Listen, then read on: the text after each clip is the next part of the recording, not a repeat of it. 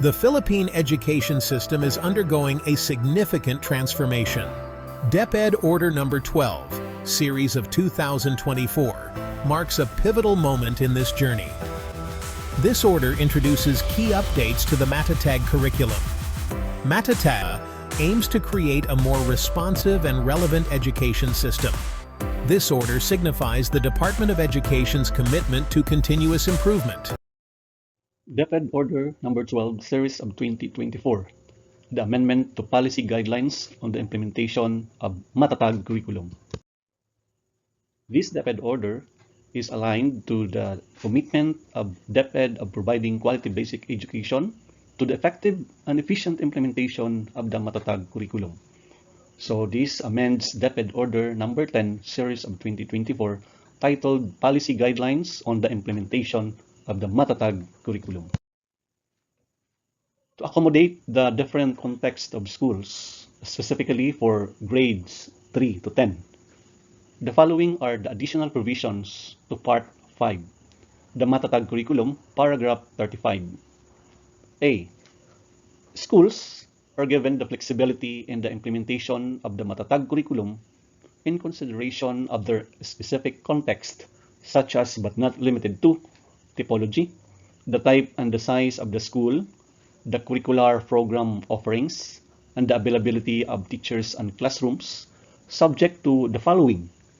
First, all learning areas for 45 minutes a day, each for 5 days, and the homeroom guidance program for 45 minutes once a week. Or, learning areas may be given uniform time allotments of 50, 55, or 60 per learning area based on the following. 5 times a week for the English, Mathematics, Science, and Good Manners and Right Conduct or Values Education.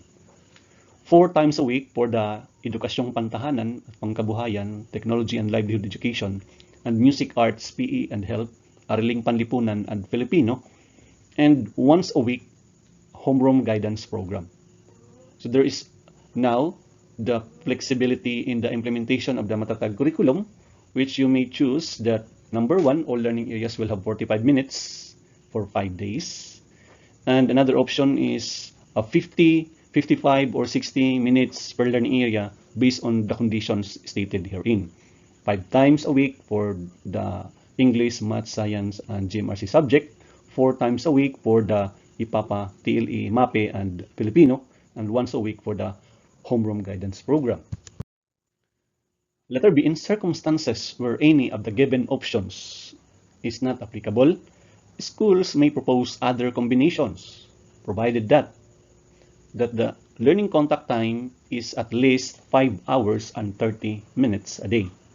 So that's the minimum, 5 hours and 30 minutes a day, minimum learning contact time.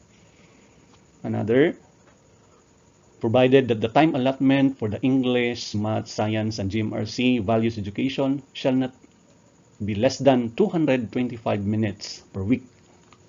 Hindi siya bababa ng 225 minutes per week. Another consideration, the time allotment for the IPAPA, TLE, MAPE, Araling Panlipunan, and Filipino shall not be less than 200 minutes per week.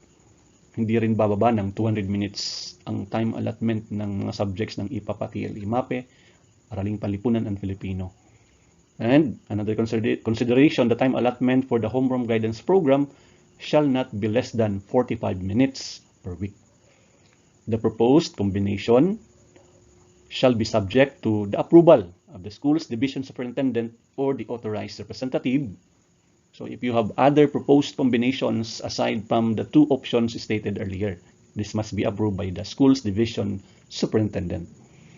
Number 3, the time allotment for learning areas in elementary and secondary education in Annexes 1 and 2 in the previous DepEd Order number 10, is amended accordingly. So binabago na po ang time allotment based on these new guidelines. Number 4, the school's division offices shall ensure that technical assistance is provided to schools in the preparation of class programs. So pag gagawa ng class programs, the school's division offices ay dapat magbigay ng technical assistance. Paano ito nagkakaroon ng technical assistance? Of course, the school will prepare their class programs which is subject to check by the school division offices. Number 5, schools may implement the revised class programs starting the second quarter of the school year or upon the approval of the school division offices for those adopting option B. So if you will adopt option B, it must be approved by the SDO or it must have started nitong second quarter ng school year. Number 6, schools shall ensure fair and equitable distribution of teaching loads while protecting the overall welfare of teachers. So dapat equitable ang distribution ng teaching loads. Ensure muna na walang sobra, walang mag-overtime, para parehas ang loading, patas. Yan po ang dapat na ma-observe. Just in case na mayroong sobra, there must be prior consent kung gusto ng teacher na siya ay mabigyan ng overload. 7. Annex A, Part 2, which covers programs in support of the implementation of the MATATAG Curriculum, shall include the multi-grade program in Philippine education. So, isinasama po doon yung multi-grade program. Number 8, the mother tongue shall continue to be implemented as a medium of teaching and learning. However, it shall no longer be offered as a subject. Ang mother tongue ay medium of teaching and learning lamang. So as to clarify yung mga concepts na hindi pa naintindihan ng mga bata. Once they already know, the concepts dapat ang gagamitin ay Filipino and English. Pantulong lang ang mother tongue at hindi na siya subject. Number 9, in-person learning shall remain the primary learning delivery modality in implementing the basic education curriculum. In person, yung ating primary learning. Mayroon man pong mangilan-ngilan mga alternative delivery modes na online, pero primary po natin na delivery modes ay in-person classes. In schools which classroom shortages and during disasters and emergencies, blended learning, combination of in-person and online distance learning or other distance learning modalities such as modular distance learning and television or radio-based instruction may be implemented. So, i-implement lang yung other modes of instruction during disasters and emergencies. Number 10, schools conducting reading and math programs after classes as part of their intervention programs and having a sufficient number of teachers to handle the classes are encouraged to continue. Otherwise, schools shall wait for the issuance of the policy guidelines of the National Reading Program and the National Mathematics Program. So those who have intervention programs that have sufficient number of teachers to handle these reading and math programs must continue their interventions. Kung wala pa ang intervention programs, mag-aantay sa policy guidelines. All other provisions of DepEd Order No. 10, Series of 2024, not affected by this amendment shall remain in effect. All other existing orders and related issuances or parts thereof that are inconsistent with this order are repealed or modified accordingly. This was signed by our Secretary, Sunny Angara.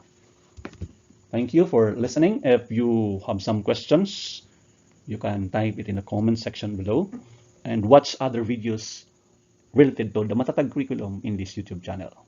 Thank you and mabuhay po tayong lahat.